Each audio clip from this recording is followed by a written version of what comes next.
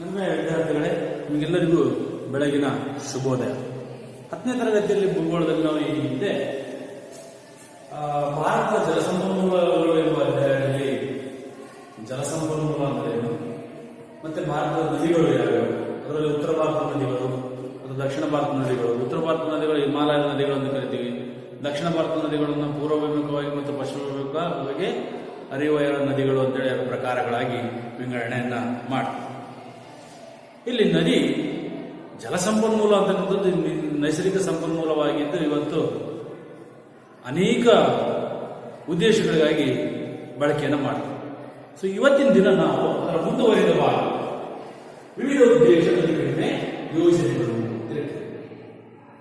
ಇಲ್ಲಿ ಹೆಸರೇ ಸೂಚಿಸುವಂತೆ ನೀರಾವರಿಗಾಗಿ, ವಿದ್ಯುತ್ ತಯಾರಿಕೆಗಾಗಿ, ಪ್ರವಾಹ ನಿಯಂತ್ರಣಕ್ಕಾಗಿ ಮತ್ತು ಮನರಂಜನೆಗಾಗಿ, ಕೈಗಾರಿಕೆಗಳಿಗಾಗಿ ಮತ್ತು ಇನ್ನು ಅನೇಕ ಮಣ್ಣಿನ ಸವಕಳಿ ನಿಯಂತ್ರಣಕ್ಕಾಗಿ ಉದ್ದೇಶಗಳಿಗಾಗಿ ನೀರನ್ನು ನಾವು ಬಳಕೆ ಮಾಡ್ತೀವಿ. ಹಾಗಾಗಿ ನೀರಾವರಿ ಅಂತಕ್ಕಂಥದ್ದು ಏನಿದೆ ಅದು ನಮ್ಮ ಇವತ್ತು ಆರ್ಥಿಕ ವ್ಯವಸ್ಥೆಯಲ್ಲಿ ಕೃಷಿ ಕ್ಷೇತ್ರಕ್ಕೆ ಸಾಕಷ್ಟು ಹೆಸರುವಾಸಿಯನ್ನು ಪಡೆದುಕೊಂಡಿರ್ತಕ್ಕಂತಹ ಒಂದು ಮೂಲಭೂತವಾದಂತಹ ವಿಚಾರ. ನೀರಾವರಿಯ ಮೂಲವನ್ನು ಹುಡುಕಲಿಕ್ಕೆ ಹೊರಟಾಗ ಅಲ್ಲಿ ವಿವಿಧ ಮೂಲಗಳಿಂದ ನಾವು ನೀರಾವರಿಯನ್ನು ಮಾಡ್ತೀವಿ. ಬಾವಿಗಳಿಂದ ನೀರಾವರಿ ಮಾಡ್ತೀವಿ, ಕಾಲುವೆಗಳಿಂದ ನೀರಾವರಿ ಮಾಡ್ತೀವಿ, ಕೆರೆಗಳಿಂದ ನೀರಾವರಿ ಮಾಡ್ತೀವಿ. ಮತ್ತೆ ಬಾವಿಗಳಲ್ಲಿ ತೆರೆದ ಬಾವಿ ಇದೆ, ಕೊಳವೆ ಬಾವಿ ಇದೆ, ಹಾಗೆಯೇ ಕಾಲುವೆಗಳಲ್ಲಿ ಪ್ರವಾಹ ಕಾಲುವೆಗಳಿದ್ದಾವೆ ಮತ್ತು ಸರ್ವಕಾಲಿಕ ಕಾಲುವೆಗಳಿದ್ದಾವೆ, ಹಾಗೆ ಕೆರೆ ನೀರಾವರಿ.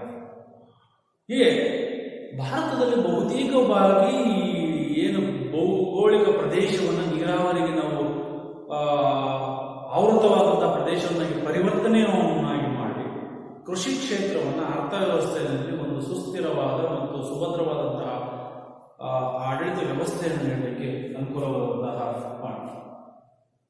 ಹಾಗಾಗಿ ವಿವಿಧ ದೇಶದಲ್ಲಿ ಅಂದರೆ ಅವು ಯಾವ್ಯಾವ ಉದ್ದೇಶಗಳಿಗೆ ಮೊದಲನೇ ನೀರಾವರಿಯ ಪೂರೈಕೆ. ನೋಡಿ, ರೈತರಿಗೆ ಈ ಬೆನ್ನೆಲುಬು ಅಂತ ಕೃಷಿ ಕ್ಷೇತ್ರ, ಅರ್ಥವ್ಯವಸ್ಥೆ ಬೆನ್ನೆಲುಬು ಅಂದರೆ ಕೃಷಿಯಿಂದ 69% ಜನ ಇವತ್ತು ಹಳ್ಳಿಗಾಡಿನಲ್ಲಿ ಉತ್ಪನ್ನಗಳನ್ನು ಬೆಳೆದು ನಗರಗಳಿಗೆ ಪೂರೈಕೆಯನ್ನು ಮಾಡ್ತಿರ್ತಕ್ಕಂಥದ್ದು ನೋಡ್ತಾರೆ. ನೀರಾವರಿ ಪೂರೈಕೆ, ಅದರಿಂದ ಭತ್ತ ಬೆಳೆಗಳಿರ್ಬೋದು, ಕಬ್ಬಾಗಿರ್ಬೋದು, ರಾಗಿ ಆಗಿರ್ಬೋದು, ಜೋಳ ಆಗಿರ್ಬೋದು, ಇತರೆ ಧಾನ್ಯಗಳ ಅಡಿಕೆ ಆಗಿರ್ಬೋದು, ತೋಟಗಾರಿಕೆ ಬೆಳೆಗಳಾಗಿರ್ಬೋದು. ನೆನ್ನೆ ನೋಡಿ ಜೋಳ, ರಾಗಿ, ಭತ್ತ ಇರ್ಬೋದು. ನೆಕ್ಸ್ಟ್ ಎರಡನೇದಾಗಿ ಇನ್ನೊಂದು ವಿವಿಧ ಉದ್ದೇಶ ಅಂದರೆ ಪ್ರವಾಹಗಳ ನಿಯಂತ್ರಣ. ಉದಾಹರಣೆ ನೋಡಿ, ಘಟಪ್ರಭಾ, ಮಲಪ್ರಭಾ, ಕೃಷ್ಣೆ, ಆಲಮಟ್ಟಿ ತುಂಬಿ ಹರಿತದೆ, ಉಕ್ಕಿ ಹರಿತದೆ. ಬೆಳಗಾವಿ ಸುತ್ತಮುತ್ತ ಅಲ್ಲಿ ಪ್ರವಾಹ, ಅಂತಹ ಪ್ರವಾಹಗಳನ್ನು ನಿಯಂತ್ರಣವನ್ನು ಮಾಡಲಿಕ್ಕಾಗಿ ಅಲ್ಲಲ್ಲಿ ಅಣೆಕಟ್ಟುಗಳನ್ನು, ಅಲ್ಲಲ್ಲಿ ಪಿಕಪ್ಗಳನ್ನು, ಅಲ್ಲಲ್ಲಿ ಬ್ಯಾರೇಜ್ಗಳನ್ನು ನಿರ್ಮಾಣ ಮಾಡತಕ್ಕಂಥದ್ದು ಈ ನದಿಗಳ ಯೋಜನೆಯ ಉದ್ದೇಶ. ಎರಡನೇ. ನೆಕ್ಸ್ಟ್ ಮೂರನೇದಾಗಿ ಇವತ್ತು ನಾವು ಕತ್ಲೆ ನಾಳನ್ನು ಹೋಗಲಾಡಿಸಲಿಕ್ಕೆ ನೀರು ಅತ್ಯಮೂಲ್ಯ ಸಂಪನ್ಮೂಲ. ಯಾಕೆಂದ್ರೆ ಜಲವಿದ್ಯುತ್ ಶಕ್ತಿ ತಯಾರಿಸ್ತದೆ. ಜಲವಿದ್ಯುತ್ ಶಕ್ತಿ ಇವತ್ತು ಭಾರತದ ಬಹುತೇಕ ಹಳ್ಳಿಗಾಡಿನಲ್ಲಿ ಅಥವಾ ನಗರ ಪ್ರದೇಶಗಳಲ್ಲಿ ರಾತ್ರಿಯ ಜಗಮಗಿಸಲಿಕ್ಕೆ ಅಥವಾ ಬೆಳಕನ್ನು ಮೂಡಿಸಲಿಕ್ಕೆ ಕಾರಣೀಭೂತವಾದಂತಹ ಸಂಪನ್ಮೂಲ, ನೈಸರ್ಗಿಕ ಸಂಪನ್ಮೂಲ ನೀರು ಅತ್ಯಮೂಲ್ಯ ಸಂಪನ್ಮೂಲ. ಅಣೆಕಟ್ಟುಗಳಲ್ಲಿ, ಎತ್ತರವಾದ ಸ್ಥಳಗಳಲ್ಲಿ ನೀರು ಕೆಳಗೆ ಧುಮ್ಮಿಕ್ಕಿಸುವಂತೆ ವ್ಯವಸ್ಥೆಯನ್ನು ನಿರ್ಮಾಣ ಮಾಡಿ ಕೆಳಗಡೆ ಟರ್ಬೈನ್ಗಳ ಮೂಲಕ ಯಂತ್ರವನ್ನು ಅಡ್ಜಸ್ಟ್ಮೆಂಟ್ ಮಾಡಿ ವಿದ್ಯುತ್ತನ್ನು ತಯಾರಿಸಿ ಎಲ್ಲ ಹಳ್ಳಿಗಾಡಿನ ಜನರಿಗೆ ಒದಗಿಸತಕ್ಕಂಥ ವ್ಯವಸ್ಥೆಯನ್ನು ನಾವು ನೋಡ್ತಾರೆ, ಪೂರೈಕೆಯನ್ನು ಮಾಡ್ತಾರೆ, ಸಪ್ಲೈ ಮಾಡ್ತಾರೆ. ಜಲವಿದ್ಯುತ್ ಶಕ್ತಿ ಪೂರೈಕೆ. ನೆಕ್ಸ್ಟ್ ಮೂರು, ಮಣ್ಣಿನ ಮೇಲ್ಪದರದ ಸವಕಳಿ ಅಂತಕ್ಕಂಥದ್ದು ನಿಯಂತ್ರಣ ಮಾಡಲಿಕ್ಕೆ. ಮಣ್ಣಿನಲ್ಲಿ ಅನೇಕ ಪದರಗಳಿವೆ. ಮೇಲ್ಪದರ, ಒಳಪದರ, ಮಧ್ಯಪದರ, ಅಂತರ್ಪದರ. ಆ ಸವಕಳಿಯನ್ನು ತಡೆಗಟ್ಟಲಿಕ್ಕೆ ಈ ನದಿ ಕಡಿಮೆ ಯೋಜನೆಗಳನ್ನು ನಿರ್ಮಾಣ ಮಾಡಿ. ಉದಾಹರಣೆಗೆ ದಾಮೋದರ ನದಿ ಕಡಿಮೆ ಯೋಜನೆ ಇದೆ, ಮಹಾನದಿ ಕಡಿಮೆ ಯೋಜನೆ ಇದೆ, ಒರಿಸ್ಸಾ ನದಿ ಕಡಿಮೆ ಯೋಜನೆ ಇದೆ, ತುಂಗಭದ್ರಾ ನದಿ ಕಡಿಮೆ ಯೋಜನೆ ಇದೆ. ಈ ರೀತಿ ಮಣ್ಣಿನ ಸವಕಳಿಯನ್ನು ಮತ್ತೆ ಐದನೇದಾಗಿ ಒಳನಾಡಿನ ನೌಕಾಯಾನ ಅಂದ್ರೆ ಹಡಗು, ದೋಣಿ ಮತ್ತು ಯಾಂತ್ರಿಕವಾದಂತಹ ಬೋಟಿಂಗ್ ವ್ಯವಸ್ಥೆಯ ಮೂಲಕ ನೌಕಾಯಾನಕ್ಕೆ ಕೂಡ ಅನುಕೂಲ ಆಗ್ತಕ್ಕಂತಹ ಉದ್ದೇಶಕ್ಕಾಗಿ ಇವತ್ತು ಏನು ಮಾಡಿದ್ವಿ, ಈ ನದಿ ಕಣಿವೆ ಯೋಜನೆಗಳನ್ನು ನಿರ್ಮಾಣ ಮಾಡಿ ಹಾಗೇನೆ ಇನ್ನೊಂದು ಇಂಪಾರ್ಟೆಂಟ್ ಒಳನಾಡಿನ ಮೀನುಗಾರಿಕೆ. ಮೀನು ಮತ್ಸ್ಯೋದ್ಯಮ ದಕ್ಷಿಣ ಕನ್ನಡ ನೀವು ಕೇಳಿರ್ಬೋದು. ಕಾರವಾರ, ಮಲ್ಪೆ, ಅಂಕೋಲಾ ಅಲ್ಲೆಲ್ಲ ಮೀನು ಒಂದು ಉದ್ಯಮ, ಮೀನುಗಾರಿಕೆ ಅಂತಕ್ಕಂಥದ್ದು ಉದ್ಯಮ ಎಷ್ಟೋ ಜನಕ್ಕೆ ಇವತ್ತು ಉದ್ಯೋಗವನ್ನು ದೊರಕಿಸಿಕೊಟ್ಟಿರ್ತಕ್ಕಂಥದ್ದನ್ನು ನಾವು ನೋಡ್ತೇವೆ. ಇದಿಷ್ಟು ಮೀನುಗಾರಿಕೆ, ನೌಕಾಯಾನ, ಪ್ರವಾಹ ನಿಯಂತ್ರಣ, ಮತ್ತೆ ಮಣ್ಣಿನ ಸವಕಳಿ ನಿಯಂತ್ರಣ, ವಿದ್ಯುತ್ ಶಕ್ತಿ ಪೂರೈಕೆ, ಮತ್ತೆ ನೀರಾವರಿ ಪೂರೈಕೆ. ಇದರ ಜೊತೆಗೆ ಇನ್ನೂ ಹಲವಾರು ಅಂಶಗಳು ಯಾವ್ಯಾವ ಅಂದರೆ ಮನೋರಂಜನಾ ಉದ್ದೇಶಕ್ಕಾಗಿ. ಉದಾಹರಣೆ ನೋಡಿ, ಮೈಸೂರು ವಂಡರ್ಲಾ ಇದೆ, GRS ಫ್ಯಾಂಟಸಿ ಪಾರ್ಕ್ ಇದೆ, ಅಥವಾ ಅಮ್ಯೂಸ್ಮೆಂಟ್ ಪಾರ್ಕ್ಸ್ ಇದಾವೆ. ಈ ಮನೋರಂಜನೆ ಉದ್ದೇಶಕ್ಕೂ ಕೂಡ ನಾವು ನೀರನ್ನ ಬಳಕೆ ಮಾಡೋದು. KRS ಡ್ಯಾಮ್ ಅಲ್ಲಿ ನಾವು 7 ಗಂಟೆ ನಂತರ ಅದನ್ನ ಡ್ಯಾನ್ಸ್ ಮಾಡ್ತಕ್ಕಂಥದ್ದು, ನೃತ್ಯದ ಕಾರಂಜಿಯನ್ನು ನಾವು ಪ್ರದರ್ಶನ ಮಾಡಬೇಕು ನೋಡ್ತಾ ನೋಡಿ. ಆವಾಗಲೇ ನರವಾಡಿ ಕೃಷ್ಣರಾಜ ಒಡೆಯರ್ ಕಾಲದಲ್ಲಿ ನಿರ್ಮಾಣ ಮಾಡಿದ್ರು ಮನೋರಂಜನೆಯ ಉದ್ದೇಶಕ್ಕಾಗಿ. ನೆಕ್ಸ್ಟ್ ಇನ್ನೊಂದು ಅಂತಂದ್ರೆ ಗೃಹ ಬಳಕೆ ಮತ್ತು ಕೈಗಾರಿಕೆಗಳಿಗೆ ನೀರು ಅತಿ ಅಗತ್ಯವಾಗಿ ಬೇಕು. ಮನೆಯಲ್ಲಿ ವಸ್ತುಗಳನ್ನ ಸ್ವಚ್ಛ ಮಾಡಲಿಕ್ಕೆ, ಬಟ್ಟೆ ತೊಳೆಯಲಿಕ್ಕೆ, ಅಡಿಗೆ ಮಾಡಲಿಕ್ಕೆ, ಕುಡಿಯಲಿಕ್ಕೆ, ಮತ್ತೆ ನಿತ್ಯ ಕರ್ಮಗಳಿಗೆ ಬಳಸಲಿಕ್ಕೆ ಅಥವಾ ಅಡಿಗೆ ತಯಾರಿಸಲಿಕ್ಕೆ ಗೃಹ ಬಳಕೆ. ಹಾಗೂ ಕೈಗಾರಿಕೆಗಳಲ್ಲಿ ಯಂತ್ರಗಳ ಚಾಲನೆಗೆ ಮತ್ತು ಕೈಗಾರಿಕೆಗಳಲ್ಲಿ ಕೆಲಸ ನಿರ್ವಹಿಸತಕ್ಕಂತಹ ನೌಕರ ವರ್ಗದವರಿಗೆ ಕುಡಿಯಲಿಕ್ಕೆ, ಹೀಗೆ ನೀರನ್ನ ನಾವು ಬಳಕೆಯನ್ನು ಮಾಡಲಿಕ್ಕೆ ಬಳಸ್ತಕ್ಕಂಥ ನೋಡ್ತಾ ಇದ್ದೀವಿ. ಕೇವಲ ಬರೀ ನೌಕರಿಗಷ್ಟೇ ಕುಡಿಯೋಕ್ಕಲ್ಲ, ಯಂತ್ರ ಚಾಲನೆಗೆ ಅಷ್ಟೇ ಅಲ್ಲ, ಇನ್ನೂ ಅನೇಕ ಉದ್ದೇಶಗಳಿಗಾಗಿ. ಈಗ ಉದಾಹರಣೆಗೆ ನೋಡಿ, ಕಾಯರ್ ಫ್ಯಾಕ್ಟರಿ ಅಂತ ಇದೆ, ತೆಂಗಿನ ನಾರಿನ ಮೇಲೆ. ಅಲ್ಲಿ ಏನು ಮಾಡ್ತಾರೆ, ಆ ಕಾಯರ್ ಫ್ಯಾಕ್ಟರಿನಲ್ಲಿ ಆ ನಾರನ್ನು ನೀರಲ್ಲಿ ನೆನೆಸಿ ಅದರ ನಂತರ ಪುಡಿ ಮಾಡಿ ಇಟ್ಟಿಗೆ ತಯಾರಿಸಲಿಕ್ಕೆ ನೀರು ಅತಿ ಅವಶ್ಯಕವಾಗಿ ಬೇಕಾಗಿರ್ತದೆ ಯಂತ್ರ ಚಾಲನೆಗಾಗಿ. ಶುಗರ್ ಫ್ಯಾಕ್ಟರಿಗಳಲ್ಲಿ ಈ ರೀತಿ ನೀರು ಗೃಹ ಬಳಕೆ, ಕೈಗಾರಿಕೆ ಮತ್ತು ಮನೋರಂಜನೆ ಉದ್ದೇಶಕ್ಕಾಗಿ ಬಳಸತಕ್ಕಂಥ ನೋಡ್ತೀವಿ. ನೆಕ್ಸ್ಟ್ ನಿರುಪಯುಕ್ತ ಭೂಮಿಯ ಸದ್ಬಳಕೆ ಅಥವಾ ನೀರಾವರಿಗೆ ಅಳವಡಿಸಲಿಕ್ಕೆ ಇದು ಬೇಕು.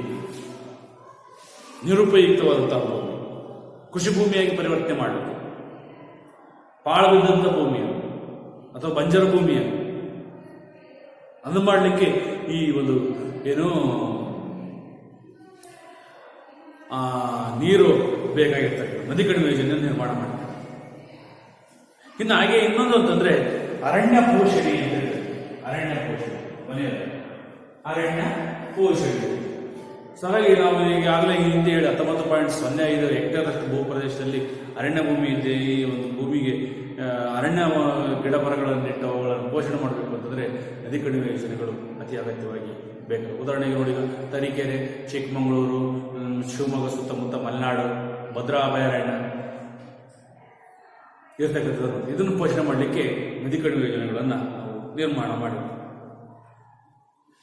ಇನ್ನ ನೆಕ್ಸ್ಟ್ ಇದರಲ್ಲಿ ಬರ್ತಕ್ಕಂತಹ ನದಿ ಕಣಿವೆ ಯೋಜನೆಗಳು ಯಾವ್ಯಾವು ಅಂತಂದ್ರೆ ನೆನಪಿಡ್ಬೇಕು ಮಕ್ಕಳೇ, ಅವು ನಮ್ಮ ಭಾರತದಲ್ಲಿ ಹಲವಾರು ಇದ್ದಾವೆ. ಯಾವ್ಯಾವಿದ್ದಾವೆ? ಮೊದಲನೇದಾಗಿ ದಾಮೋದರ ನದಿ ಕಣಿವೆ ಯೋಜನೆ. ನೋಡಿ, ಅದಕ್ಕೆ ಏನ್ ಮಾಡಬೇಕು ಅಂತ ಒಂದು ಬಹಳ ಈಸಿ ಮೆಥಡ್ ಅಂತಂದ್ರೆ ಕ್ರಮಸಂಖ್ಯೆ ನದಿ ಕಣಿವೆ ಯೋಜನೆಯ ಹೆಸರು, ಅದರ ಎಲ್ಲಾ ಅದಕ್ಕೆ ಇರ್ತಕ್ಕಂಥ ಇನ್ನೊಂದು ಹೆಸರು ನಾಮಾಂಕಿತ. ಯಾವನ್ನ ಕರಿತೀವಿ ನಾಮಾಂಕಿತ.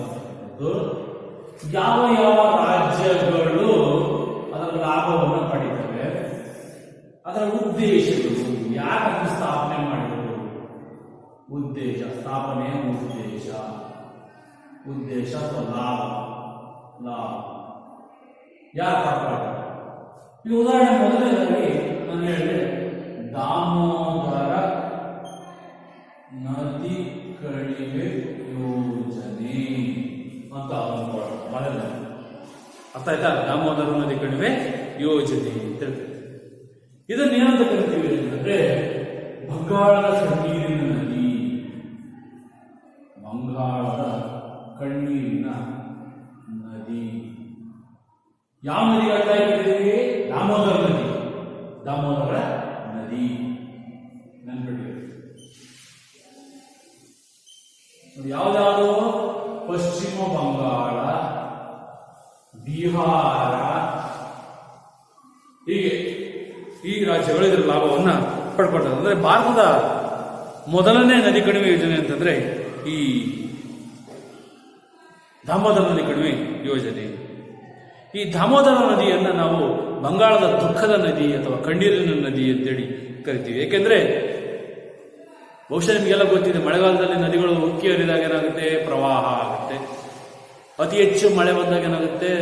ಅಲ್ಲಿ ಸಾಕಷ್ಟು ಪ್ರವಾಹ ಉಂಟಾಗೋದ್ರಿಂದ ಬೆಳೆ ಹಾನಿ, ಆಸ್ತಿಪಾಸ್ತಿ ನಷ್ಟ, ದನಕರುಗಳು, ಜನಜೀವನ ಅಸ್ತವ್ಯಸ್ತ ಆಗುತ್ತೆ. ಹಾಗಾಗಿ ಪ್ರವಾಹ ಜಾಸ್ತಿ ಆಗುತ್ತೆ. ಹಾಗಾಗಿ ಬಂಗಾಳದ ಕಣ್ಣೀರಿನ ನದಿ, ಬಂಗಾಳದ ದುಃಖದ ನದಿ ಅಂತೇಳಿ ಕರೆದ್ರು.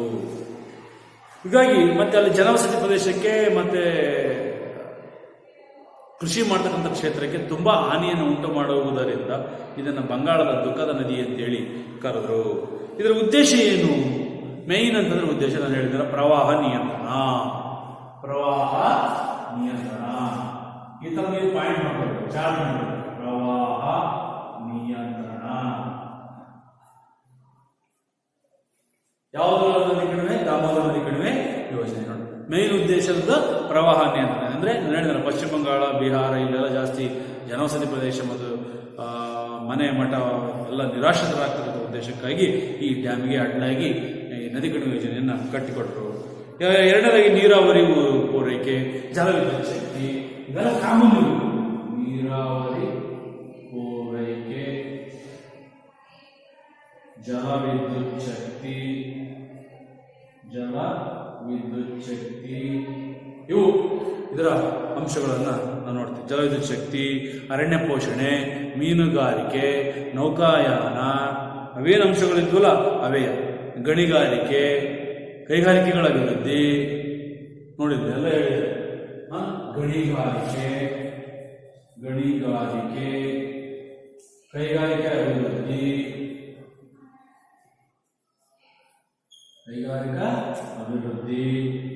ಮತ್ತೆ ಮೀನುಗಾರಿಕೆ, ನೌಕಾಯಾನ, ಹೀಗೆ ವಿವಿಧ ಉದ್ದೇಶಗಳಿಗಾಗಿ ಈ ದಾಮೋದರ ನದಿ ಕಣಿವೆ ಯೋಜನೆಯನ್ನ ನಾವು ನಿರ್ಮಾಣವನ್ನ ಮಾಡಿದ್ವಿ.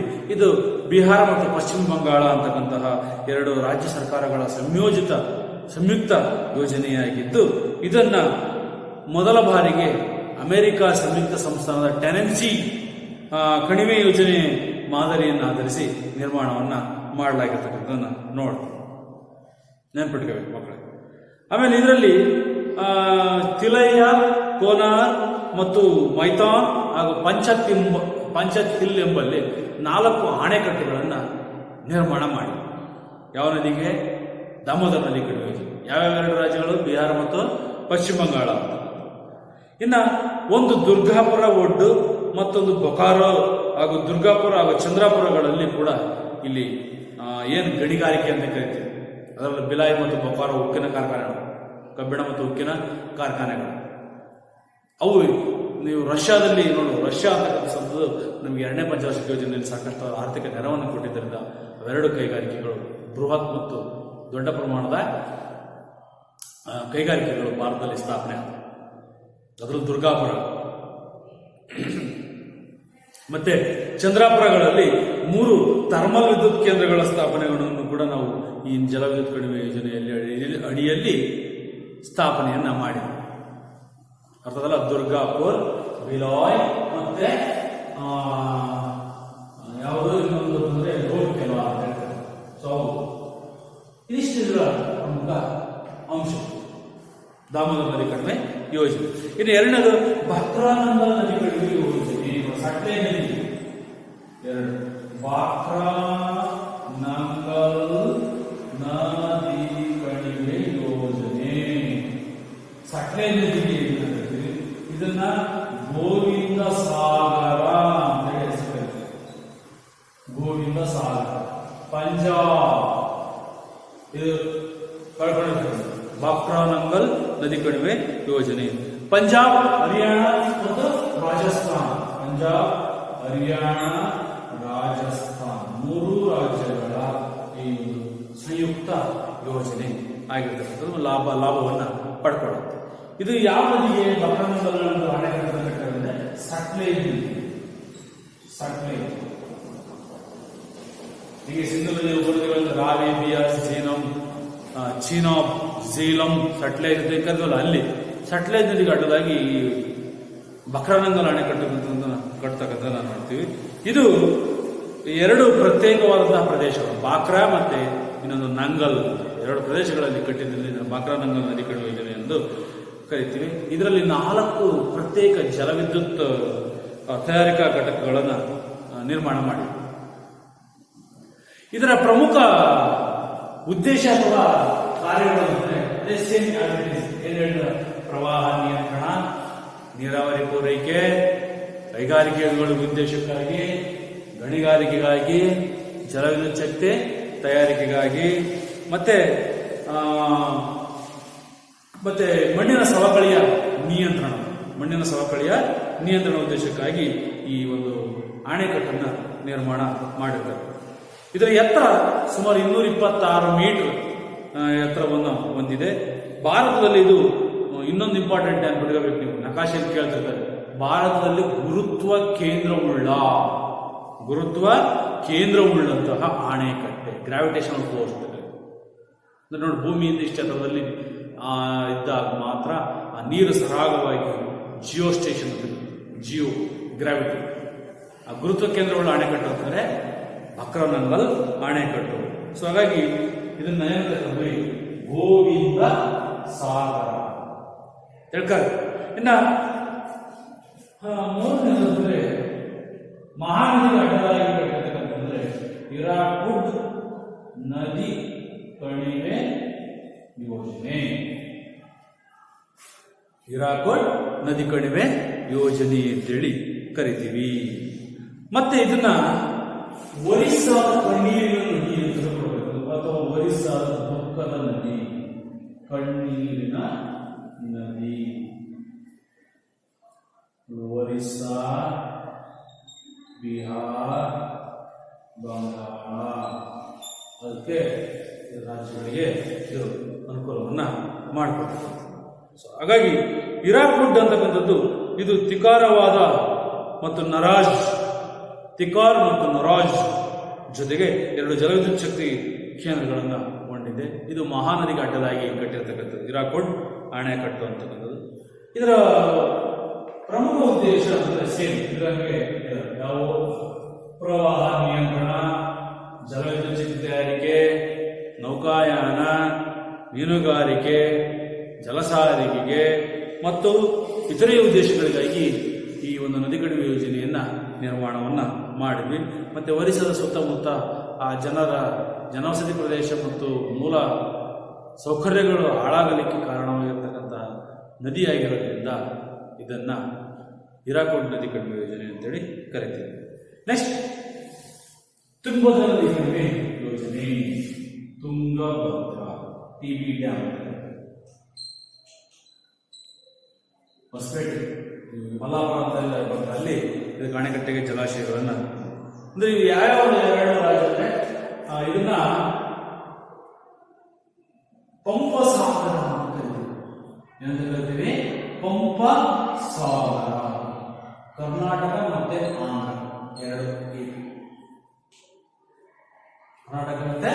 ಆಂಧ್ರ 2 ರಾಜ್ಯಗಳ ಸಂಯುಕ್ತ ಯೋಜನೆಯಾಗಿದ್ದು ಇದು ಸೇಮ್ ಅದೇ ರೀತಿ ಇದರ ಉದ್ದೇಶ ವಿದ್ಯುತ್ ತಯಾರಿಕೆ, ಒಳನಾಡಿನ ಜಲಸಾರಿಗೆ ಮತ್ತು ಮೀನುಗಾರಿಕೆಗೆ ಹಾಗೂ ಮನೋರಂಜನೆಗಾಗಿ ಮತ್ತು ನೀರಾವರಿಗೆ ಪೂರೈಕೆಗಾಗಿ ಇದನ್ನ ಕಟ್ಟಿರ್ತಕ್ಕಂಥದ್ದು.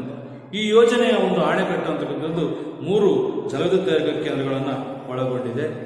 ಹಾಗಾಗಿ ಈ ಅಣೆಕಟ್ಟೆಯನ್ನ ಕೃಷ್ಣಾ ನದಿಯ ಉಪನದಿಯಾದಂತಹ ತುಂಗಭದ್ರಾ ನದಿಗೆ ಅಡ್ಲಾಗಿ, ಅದರಲ್ಲೂ ಬಳ್ಳಾರಿ ಜಿಲ್ಲೆ, ಇವಾಗ ವಿಜಯನಗರ ಜಿಲ್ಲೆ ಅಂತ ಕರಿತೀವಿ, ಹೊಸಪೇಟೆ ಅದರ ಮಲ್ಲಾಪುರ ಹಳ್ಳಿಯಲ್ಲಿ ಈ ಅಣೆಕಟ್ಟಿಗೆ ಡ್ಯಾಮ್ ಅನ್ನ ಕಟ್ಟಿರ್ತಕ್ಕಂಥದ್ದು. ಹಾಗಾಗಿ ಇದನ್ನ ಪಂಪ ಸಾಗರ ಅಂತ ಹೇಳಿ ಕರೀತಾರೆ. ಇನ್ನೊಂದು 5ನೇದು ಕೃಷ್ಣಾ ಮೇಲ್ದಂಡೆ ಯೋಜನೆ, ಅಪ್ಪರ್ ಕೃಷ್ಣಾ ಪ್ರಾಜೆಕ್ಟ್, UKP ಅಂತ ಕರೀತೀವಿ. ಅಪ್ಪರ್ ಕೃಷ್ಣಾ ಪ್ರಾಜೆಕ್ಟ್ ಅಥವಾ ಕೃಷ್ಣಾ ಮೇಲ್ದಂಡೆ ಯೋಜನೆ, ಮೇಲ್ದಂಡೆ ಯೋಜನೆ. ಕೃಷ್ಣಾ ನದಿಗೆ ಅಡ್ಡಲಾಗಿದ್ದಾರೆ ಆಲಮಟ್ಟಿ ಜಲಾಶಯ ಅಂತ ಕರಿತೀವಿ. ಆಲಮಟ್ಟಿ ಜಲಾಶಯ, ಆಲಮಟ್ಟಿ ಜಲಾಶಯ, ಆಲಮಟ್ಟಿ, ಬಿಜಾಪುರ, ಬಾಗಲಕೋಟೆ, ಅಲ್ಲಿ ಬರುತ್ತೆ ಆಲಮಟ್ಟಿ, ಬಸವಸಾಗರ ಅಂತ ಕರಿತೀವಿ. ಇದು ಕೃಷ್ಣಾ ನದಿಗೆ ನಿರ್ಮಿಸಲಾಗಿರ್ತಕ್ಕಂಥ ಉತ್ತರ ಕರ್ನಾಟಕದ ಅತಿ ದೊಡ್ಡ ವಿವಿಧ ದೊಡ್ಡ ನದಿ ಕಣಿವೆ ಯೋಜನೆಯಾಗಿದ್ದು, ಇದರಲ್ಲಿ ಆಲಮಟ್ಟಿ ಅಂತಕ್ಕಂಥ ಪ್ರದೇಶದಲ್ಲಿ ಇದನ್ನು ಕಟ್ಟಿದ್ದಾರೆ. ಒಂದು ಜಲವಿದ್ಯುತ್ ತಯಾರಿಕಾ ಕೇಂದ್ರ ಇದ್ದು 2 ಅಣೆಕಟ್ಟೆಗಳನ್ನು ನಿರ್ಮಾಣ ಮಾಡಿದ್ದಾವೆ. ಇದರ ಉದ್ದೇಶ ಪ್ರವಾಹ ನಿಯಂತ್ರಣ, ಕುಡಿಯುವ ನೀರು ಸರಬರಾಜು ಮತ್ತು ಜಲವಿದ್ಯುತ್ ಶಕ್ತಿ ತಯಾರಿಕೆ ಇದರ ಪ್ರಮುಖ ಉದ್ದೇಶಗಳು ಆಗಿರ್ತಕ್ಕಂಥ ನೋಡ್ತಾರೆ. ಅದರಲ್ಲಿ ಇದನ್ನ ಬಿಜಾಪುರ ಜಿಲ್ಲೆಯ ಬಸವನ ಬಾಗೇವಾಡಿ ತಾಲೂಕಿನಲ್ಲಿರ್ತಕ್ಕಂಥ ಆಲಮಟ್ಟಿ ಎಂಬಲ್ಲಿ ಈ ಅಣೆಕಟ್ಟನ್ನು ಕಟ್ಟಿರೋದ್ರಿಂದ, ಮತ್ತೆ ಶೋರಪುರ ತಾಲೂಕಿನ ಸಿದ್ದಾಪುರ ಗ್ರಾಮದ ಸಮೀಪದಲ್ಲಿ ನಾರಾಯಣಪುರ ಅಣೆಕಟ್ಟೆಯನ್ನು, ನಾರಾಯಣಪುರ ಜಲಾಶಯ, ನಾರಾಯಣಪುರ ಜಲಾಶಯ, ನಾರಾಯಣಪುರ ಜಲಾಶಯ ಅಂತ ಹೇಳಿ ಕರ್ತೀವಿ. ಅರ್ಥಾತ್ವಾ ತರಾಟಿನ ಅಡ್ಡಿ. ಹಾಗಾಗಿ ಈ ನದಿ ಕಣಿವೆ ಯೋಜನೆಗಳಲ್ಲಿ ಇನ್ನೊಂದು ಶ್ರೇಷ್ಠ ಅಂತಂದ್ರೆ ಹೇಳಿದ್ನಲ್ಲ, ಯಾವುದು ಕೃಷ್ಣಾ ಮೇಲ್ದಂಡೆ ಯೋಜನೆ, ಅದು ಆಲಮಟ್ಟಿ ಜಾಗ. ಆಲಮಟ್ಟಿ ಅಂದ್ರೆ ನಿಮ್ಗೆ ಗೊತ್ತಿದೆ, ಬಸವನ ಬಾಗೇವಾಡಿ, ಬಿಜಾಪುರ ಜಿಲ್ಲೆ ಬಸವನ ಬಾಗೇವಾಡಿ ಹತ್ರ ಈ ಅಣೆಕಟ್ಟೆಗೆ ಕೃಷ್ಣಾ ಮೇಲ್ದಂಡೆ ಯೋಜನೆ ಅಂತಕ್ಕಂಥದ್ದನ್ನ ನಿರ್ಮಾಣ ಮಾಡಿದ್ರು. ಇದನ್ನ ಬಸವಸಾಗರ ಅಂತೇಳಿನೂ ಕೂಡ ಕರೀತಕ್ಕಂಥದ್ದು. ಅಂದ್ರೆ ಆಲಮಟ್ಟಿಯಲ್ಲಿ ಲಾಲ್ ಬಹದ್ದೂರ್ ಶಾಸ್ತ್ರಿ ಜಲಾಶಯ, ಅದು ಮತ್ತೆ ನಾರಾಯಣಪುರ ಹತ್ರ ಇನ್ನೊಂದು ಜಲಾಶಯ, ನಾರಾಯಣಪುರ ಎಡದಂಡೆ ಕಾಲುವೆ ಅಂತ ನಾರಾಯಣಪುರ ಅಣೆಕಟ್ಟೆಗೆ ಕಟ್ಟಲಾಗಿದೆ. ಇದು ಬಾಗಲಕೋಟೆ, ಬಿಜಾಪುರ ಮತ್ತು ಕಲಬುರಗಿ, ಯಾದಗಿರಿ ಹಾಗೂ ಯಾವುದು ಆ ಭಾಗದಲ್ಲಿ ಬರ್ತಕ್ಕಂಥ ಇದು ಬೆಳಗಾವಿ, ಅರ್ಥ ಆಯ್ತಲ್ಲ. ಬಾಗಲಕೋಟೆ, ಬಾಗಲಕೋಟೆ ಉತ್ತರ ಕರ್ನಾಟಕ, ಕಲಬುರಗಿ ಅಥವಾ ಗುಲ್ಬರ್ಗ, ಮತ್ತೆ ಬೆಳಗಾಂ, ಈ ಜಿಲ್ಲೆಗಳಿಗೆ ನೀರನ್ನು ಉಣಿಸ್ತಕ್ಕಂತಹ ಪದ್ಧತಿಯನ್ನ ಇದು ಲಾಭ ಮಾಡಿ ಕೊಟ್ಟಿರ್ತಕ್ಕಂಥದ್ದನ್ನು ನೋಡ್ತೀವಿ. ಸೊ ಹಾಗಾಗಿ ಈ ನಾರಾಯಣಪುರ ಜಲಾಶಯದಿಂದ ಇವತ್ತು ಆ ಭಾಗದಲ್ಲಿ ಹೆಚ್ಚು ಜನ ಕೃಷಿ ಕ್ಷೇತ್ರದಲ್ಲಿ ಅಭಿವೃದ್ಧಿಪಡಿಸಿರ್ತಕ್ಕಂಥದ್ದನ್ನು ನೋಡ್ತೀವಿ. ಇನ್ನ ನೆಕ್ಸ್ಟ್ ಅಂತಕ್ಕಂಥದ್ದು ಅಂತಂದ್ರೆ 6ನೇದು ಕೋಸಿ ನದಿ ಕಡಿಮೆ ಯೋಜನೆ. ಕೋಸಿ ನದಿ ಕಡಿಮೆ ಯೋಜನೆ ನೆನಪಿಟ್ಟು, ಕೋಸಿ ನದಿ ಕಡಿಮೆ ಯೋಜನೆ. ಇದನ್ನ ಒರಿಸ್ಸಾದ ಕಣ್ಣೀರಿನ ನದಿ ಅಂತ ಹೇಳ್ತಾರೆ. ಯಾಕೆಂತಂದ್ರೆ ಅಲ್ಲಿ ಒರಿಸ್ಸಾದ ಸುತ್ತಮುತ್ತ ಜನರಿಗೆ ಪ್ರವಾಹ ಉಂಟು ಮಾಡಿ ಜನವಸತಿ ಪ್ರದೇಶವನ್ನ ಮತ್ತು ಕೃಷಿ ಕ್ಷೇತ್ರವನ್ನ ನಾಶ ಮಾಡೋದ್ರಿಂದ ಅಥವಾ ಹಾಳು ಮಾಡೋದ್ರಿಂದ ಇದನ್ನು ಒರಿಸ್ಸಾದ ಕಣ್ಣೀರಿನ ನದಿ ಅಂತೇಳಿ ಕರಿತೀವಿ. ಇದು ಕೋಸಿ ನದಿಗೆ ಅಡ್ಡಲಾಗಿ ಹನುಮಾನ್ ಸಾಗರ ಎಂಬ ಪ್ರದೇಶದ ಹತ್ತಿರ, ಅದು ಹನುಮಾನ್ ಸಾಗರದ ನೇಪಾಳದ ಬಳಿ ಅಣೆಕಟ್ಟೆಯನ್ನ ನಿರ್ಮಾಣ ಮಾಡಲಾಗಿದೆ. ಇದರ ಪ್ರಮುಖ ಉದ್ದೇಶ ಅಂದರೆ ಮುಖ್ಯವಾಗಿ ಪ್ರವಾಹ ನಿಯಂತ್ರಣ, ಜಲವಿದ್ಯುತ್ ಶಕ್ತಿ ಪೂರೈಕೆ ಹಾಗೂ ಮತ್ತು ಒಳನಾಡಿನ ಜಲ ಸಾರಿಗೆ ಮತ್ತು ಮೀನುಗಾರಿಕೆಗೆ ಅನುಕೂಲ ಆಗಿರತಕ್ಕಂಥದ್ದನ್ನು ನಾವು ನೋಡ್ತೀವಿ. ಹಾಗಾಗಿ ಈ ಯೋಜನೆ ಭಾರತದ ನಿರ್ಮಾಣವಾಗಿದ್ದರೂ ಅದರ ಅನುಕೂಲವನ್ನ 2 ರಾಜ್ಯಗಳು ಪಡೆಯುತ್ತವೆ. ಯಾವುದಾದ್ರು ಅಂದ್ರೆ ಭಾರತ ಮತ್ತು ನೇಪಾಳ. ಭಾರತ ಮತ್ತು ನೇಪಾಳ.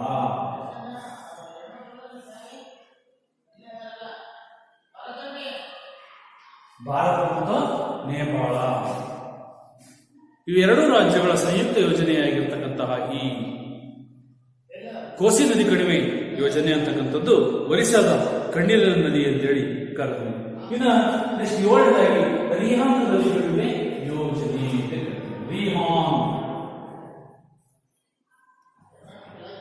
ರಿಹಾಂದ್ ನದಿ ಕಣಿವೆ ಯೋಜನೆ ಅಂತೇಳಿ ಕರೆದ್ವಿ. ಅಂದ್ರೆ ಇದನ್ನ ಗೋವಿಂದ ವಲ್ಲಭ ಪಂತ ಸಾಗರ, ಗೋವಿಂದ ವಲ್ಲಭ ಪಂತ ಸಾಗರ ಹೇಳಿ ಕರಿತೀವಿ. ರಿಹಾಂದ್ ನದಿ ಕಣಿವೆ ಯೋಜನೆ. ಇದನ್ನ ಈ ನದಿ ಕಣಿವೆ ಯೋಜನೆ ಅಂದ್ರೆ ರಿಹಾಂದ್ ನದಿ ಕಣಿವೆ ಯೋಜನೆಯನ್ನ ಸೋನೆ ನದಿಗೆ ಅಡ್ಡಲಾಗಿ ನಿರ್ಮಾಣ ಮಾಡಿರ್ತಕ್ಕಂಥದ್ದು ನೋಡ್ತೀವಿ. ಇದರ ಉದ್ದೇಶ ಏನಪ್ಪ ಅಂದ್ರೆ ಜಲವಿದ್ಯುತ್ ಶಕ್ತಿ, ಪ್ರವಾಹ ನಿಯಂತ್ರಣ ಮತ್ತು ಮಣ್ಣಿನ ಸವಕಳಿಯ ನಿಯಂತ್ರಣವನ್ನು ಉದ್ದೇಶಕ್ಕೆ ಬಳಸ್ತಾ ಇದೀವಿ. ಹಾಗಾಗಿ ಇದನ್ನ ಗೋವಿಂದ ವಲ್ಲಭ ಪಂತ ಸಾಗರ ಅಂತ ಹೇಳಿ ಕರಿತೀವಿ. ನೆಕ್ಸ್ಟ್ ಕೊನೆಯದಾಗಿ ಆಂಧ್ರ ಪ್ರದೇಶದಲ್ಲಿ ಬರ್ತಕ್ಕಂಥದ್ದು ನಾಗಾರ್ಜುನ ಸಾಗರ ನದಿ ಕಣಿವೆ ಯೋಜನೆ. ಶ್ರೀಶೈಲ ಡ್ಯಾಮ್ ನೋಡಿದ್ರು ನಾಗಾರ್ಜುನ ಸಾಗರ ನದಿ ಕಣಿವೆ ಯೋಜನೆ ಅಂತೇಳಿ ಕರಿತೀವಿ. ಅಂದ್ರೆ ಈಗ ಅದು ಆಂಧ್ರ ಪ್ರದೇಶದ ತೆಲಂಗಾಣ ಹೊಸ ರಾಜ್ಯವಾಗಿ ತೆಲಂಗಾಣ ರಾಜ್ಯದ ನಾಗಾರ್ಜುನ ಕೊಂಡದ ಬಳಿ ಕೃಷ್ಣಾ ನದಿಗೆ ಅಡ್ಡಲಾಗಿ ಈ ನದಿ ಕಣಿವೆ ಯೋಜನೆಯನ್ನ ಸ್ಥಾಪನೆ ಮಾಡಲಾಗಿರ್ತಕ್ಕಂಥದ್ದನ್ನ ನೋಡ್ತೀವಿ. ಮುಖ್ಯವಾಗಿ ಇಲ್ಲಿ ಶ್ರೀಶೈಲ ಅಥವಾ ನಾಗಾರ್ಜುನ ಸಾಗರ ನದಿ ಕಣಿವೆ ಯೋಜನೆ ಅಂತಕ್ಕಂಥದ್ದು ಏನು ಉದ್ದೇಶಪ್ಪ ಅಂತಂದ್ರೆ ಜಲವಿದ್ಯುತ್ ಶಕ್ತಿ ಏನು ತಯಾರಿಕೆ, ನೀರಾವರಿ ಪೂರೈಕೆ ಮತ್ತು ಇನ್ನೂ ಬೇರೆ ಬೇರೆ ಉದ್ದೇಶಗಳಿಗಾಗಿ ಈ ಡ್ಯಾಮ್ ಅನ್ನ ಕಟ್ಟಿರ್ತಕ್ಕಂಥದ್ದನ್ನ ನೋಡ್ತಾ ಇದ್ದೀವಿ. ಯಾವುದು? ನಾಗಾರ್ಜುನ ಸಾಗರ, ಆಂಧ್ರ ಪ್ರದೇಶ, ತೆಲಂಗಾಣ. ಈಗ ಪ್ರತ್ಯೇಕ ರಾಜ್ಯಗಳು ಮೇನ್ ಅಂದ್ರೆ ನೀರಾವರಿ ಪೂರೈಕೆ ಮತ್ತು ಜಲವಿದ್ಯುತ್ ಶಕ್ತಿಗಾಗಿ ಈ ನದಿ ಕಣಿವೆ ಯೋಜನೆಯನ್ನ ಆಂಧ್ರ ಪ್ರದೇಶದ ನಾಗಾರ್ಜುನ ನದಿ ಕಣಿವೆ ಯೋಜನೆ ಅಂತಕ್ಕಂಥದ್ದನ್ನ ಮಾಡಿರ್ತಕ್ಕಂಥದ್ದು. ಹೀಗೆ ಇವಿಷ್ಟು ಕೂಡ ಏನು ನಾನು ಹೇಳಿದ ಸುಮಾರು 8 ನದಿ ಕಣಿವೆ ಯೋಜನೆಗಳು ಭಾರತದ ಪ್ರಮುಖ ವಿವಿಧೋದ್ದೇಶ ನದಿಗಳಿವೆ. ಹೀಗೆ ಭಾರತದ ಪ್ರಮುಖ ವಿವಿಧೋದ್ದೇಶ ನದಿ ಕಣಿವೆ ಯೋಜನೆಗಳು ಅಂತಕ್ಕಂಥವು ಏನಿದಾವೆ ಒಟ್ಟು 8. ಇಲ್ಲಿಂದ ದಾಮೋದರ ನದಿ ಕಣಿವೆ ಯೋಜನೆ, ಬಕ್ರಾನಂದ ನದಿ ಕಣಿವೆ ಯೋಜನೆ, ಹಿರಾಕೋಡ್ ನದಿ ಕಣಿವೆ ಯೋಜನೆ, ತುಂಗಭದ್ರಾ ಡ್ಯಾಮ್, ಕೃಷ್ಣಾ ಮೇಲ್ದಂಡೆ ಯೋಜನೆ ಮತ್ತು ಕೋಸಿ ನದಿ ಕಣಿವೆ ಯೋಜನೆ. 6ನೇದಾಗಿ ಕೋಸಿ ನದಿ ಕಣಿವೆ ಯೋಜನೆ ಮಹಾನದಿ ಅಡ್ಡಲಾಗಿ ಕಟ್ಟಿರ್ತಕ್ಕಂಥದ್ದು. ಹಾಗೇನೆ ಇನ್ನೊಂದು ಅಂದ್ರೆ ಒರಿಸ್ಸಾ ಕಣಿವೆ ಅಂತ ಕರಿತೀವಿ. 7ನೇದಾಗಿ ರಿಹಾಂದ್ ನದಿ ಕಣಿವೆ ಯೋಜನೆ. 8 ನಾಗಾರ್ಜುನ ನದಿ ಕಣಿವೆ ಯೋಜನೆ ಆಂಧ್ರ ತೆಲಂಗಾಣ ಬರ್ತಕ್ಕಂಥ. ಇವೆಲ್ಲವೂ ಕೂಡ ಭಾರತದ ಬಹುತೇಕ ವಿವಿಧೋದ್ದೇಶ ನದಿ ಕಣಿವೆ ಯೋಜನೆಗಳಾಗಿದ್ದು ನೀರಾವರಿ, ಜಲವಿದ್ಯುತ್ ಶಕ್ತಿ ತಯಾರಿಕೆ, ಪ್ರವಾಹ ನಿಯಂತ್ರಣ, ಒಳನಾಡಿನ ಮೀನುಗಾರಿಕೆ ಮತ್ತು ನೌಕಾಯಾನ ಹಾಗೂ ಮನರಂಜನೆ ಸೌಲಭ್ಯಕ್ಕಾಗಿ ಇವುಗಳನ್ನು ನಿರ್ಮಾಣ ಮಾಡಿರ್ತಕ್ಕಂತಹ ಉದ್ದೇಶಗಳನ್ನು ನಾವು ತಿಳ್ಕೊಳ್ಳಿ. ಇಲ್ಲಿ ಮುಖ್ಯವಾಗಿ ನಿಮಗೆ ಕೇಳಬಹುದು ಮಕ್ಕಳೇ, ಅದಕ್ಕೆ ಈ ಚಾರ್ಟ್ ಅಂತ ಮಾಡ್ತೀವಿ. ವಿವಿಧ ದೇಶ ನದಿ ಕಣಿವೆ ಯೋಜನೆ ಪ್ರಮುಖ ಉದ್ದೇಶಗಳು ಯಾವುವು, ಅದರಲ್ಲಿ ನಮ್ಮ ಭಾರತದಲ್ಲಿ ಕಂಡುಬರ್ತಕ್ಕಂಥ ನದಿ ಕಣಿವೆ ಯೋಜನೆಗಳನ್ನು ಯಾವ್ಯಾವ ಹೆಸರುಗಳಿಂದ ಕರೀತಿದ್ದೀವಿ ಮತ್ತೆ ಹ್ಯಾಕೆ ಅವುಗಳನ್ನು ನಿರ್ಮಾಣ ಮಾಡಿದ್ದೀವಿ ಅಂತೇಳಿ ತಿಳ್ಕೊಬೇಕು. ಸೊ ಹೀಗಾಗಿ ಇವೆಲ್ಲವುಗಳನ್ನು ನಾವು ಈ ಒಂದು ಅಧ್ಯಾಯದಲ್ಲಿ ಸಂಕ್ಷಿಪ್ತವಾಗಿ ತಿಳ್ಕೊಂಡ್ವಿ. ಮತ್ತೆ ನದಿ ಕಣಿವೆ ಯೋಜನೆಗಳು ಅತಿ ಅವಶ್ಯಕ ಯಾಕೆ ಅಂತಂದಾಗ ಆ ಉದ್ದೇಶಗಳನ್ನು ಬರೀಬೇಕಾಗ್ತದೆ. ಅಥವಾ ಆಲ್ಮಟ್ಟಿ ಯೋಜನೆ ಬಗ್ಗೆ ನೋಡಿ, ಉದಾಹರಣೆಗೆ ನಾವು ಕೃಷ್ಣಾ ಮೇಲ್ದಂಡೆ ಯೋಜನೆ ಅಂತ ಕರಿತೀವಿ, ಆಲ್ಮಟ್ಟಿ ಡ್ಯಾಮ್ ಕಟ್ಟಿರೋದು. ಹಾಗೆ ತುಂಗಭದ್ರಾ ಮೇಲ್ದಂಡೆ ಯೋಜನೆ ಅಂತ ಕರಿತೀವಿ, TB ಅಂದರೆ ಈ ಹೊಸಪೇಟೆ ಹತ್ರ ಕಟ್ಟಿರ್ತಕ್ಕಂಥದ್ದು. ಹೀಗೆ ವಿವಿಧ ನದಿ ಕಣಿವೆ ಯೋಜನೆಗಳು ಭಾರತದಲ್ಲಿ ವಿವಿಧ ಉದ್ದೇಶಗಳಿಗಾಗಿ ಸ್ಥಾಪನೆಯಾಗಿ ನೀರಾವರಿ, ವಿದ್ಯುತ್, ಪ್ರವಾಹ ನಿಯಂತ್ರಣ, ನೌಕಾಯಾನ, ಜಲಸಾರಿಗೆಗೆ ಅನುಕೂಲಕಾರಿಯಾಗಿದೆ ಅನ್ನೋದನ್ನು ಈ ಅಧ್ಯಾಯದಲ್ಲಿ ಪ್ರಮುಖವಾಗಿ ತಿಳ್ಕೊಂಡ್ವಿ. ಇಷ್ಟು ಪ್ರಮುಖ ವಿಚಾರ ಅರ್ಥ ಆಯ್ತಲ್ಲ ಮಕ್ಕಳೇ? ಅಲ್ಲಿಗೆ ಈ ಅಧ್ಯಾಯ ಇಲ್ಲಿ ಉಳಿದನ್ನು ನೆಕ್ಸ್ಟ್ ತರಗತಿಯಲ್ಲಿ ನಾವು ನೋಡೋಣ. ಅರ್ಥ ಆಯ್ತಾ?